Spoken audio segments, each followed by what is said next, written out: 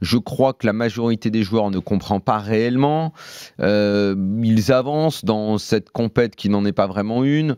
Bon, il y a peut-être un peu de blé, il n'y a qu'un titre honorifique. Au final, quand les joueurs vont arriver, qu'on va leur dire, bon ben là, en revanche, il faut gagner les matchs.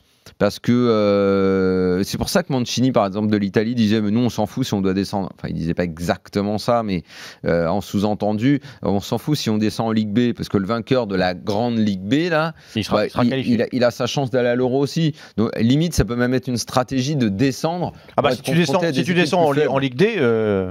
Bah, mais sauf que ça prendra du temps. Tu vois, le prochain Euro sera dans 4 ans. Oui, non, mais on plaisante. Quoi qu'il en soit, c'est surtout qu'un France-Allemagne en Ligue des Nations ou un France-Allemagne amical, pour moi, les joueurs ils vont le jouer exactement pareil. Voilà. Alors justement, ouvrons le débat de l'intérêt que peut avoir ou pas d'ailleurs. Tout ça est très artificiel.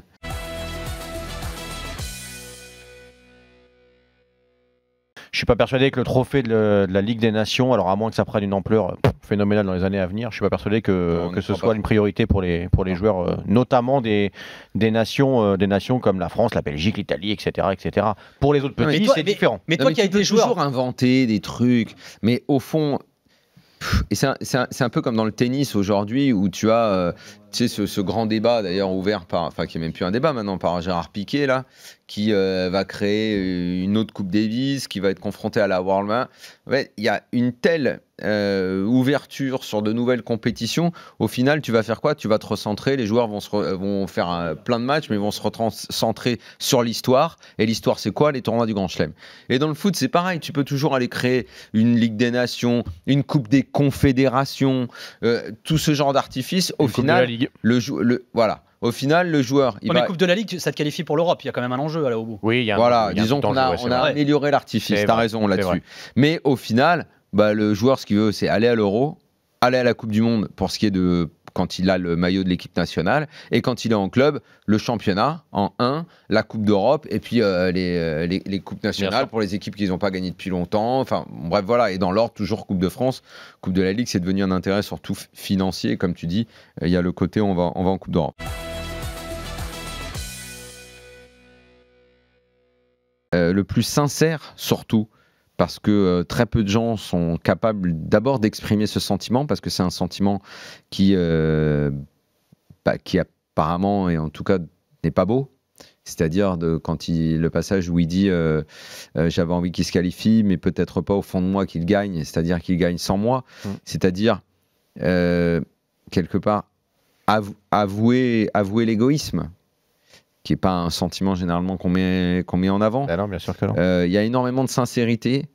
C'est le genre d'interview que normalement, je ne sais pas s'il y a une normalité là-dessus, mais tu lis des années après, soit dans un livre de confession, et tu trouves ça extrêmement touchant.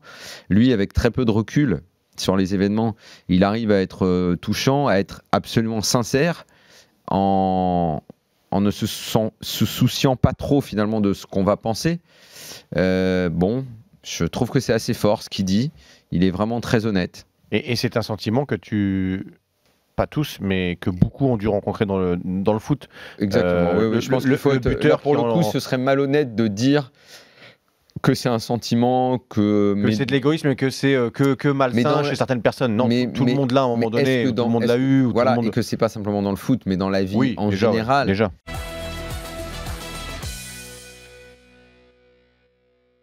Le fait que la France soit championne du monde on en parle plus chez nous parce qu'on veut voir un Français Ballon d'Or, ce qu'on n'a pas vu depuis longtemps, parce que longtemps on avait espéré qu'Henry le soit.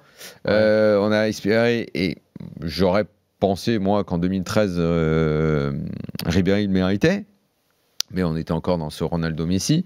Voilà, donc là, le fait que la France soit championne du monde, donc c'est beaucoup évoqué. Il y a les débats, Varane, Mbappé, Griezmann. Ça ne brouille pas, c'est pas ça que je suis en train de dire, la relation dans le groupe entre les mecs, mais c'est une obsession absolue, obsession qu'a entretenu très longtemps Cristiano Ronaldo, parce que pour lui c'était... Mais Ronaldo, il a toujours assumé, c'est un individualiste du foot, il pense à sa gueule, et il fait aussi gagner l'équipe. Et en même temps, il a tout gagné. Et en même temps, il a tout gagné et il fait gagner ses équipes.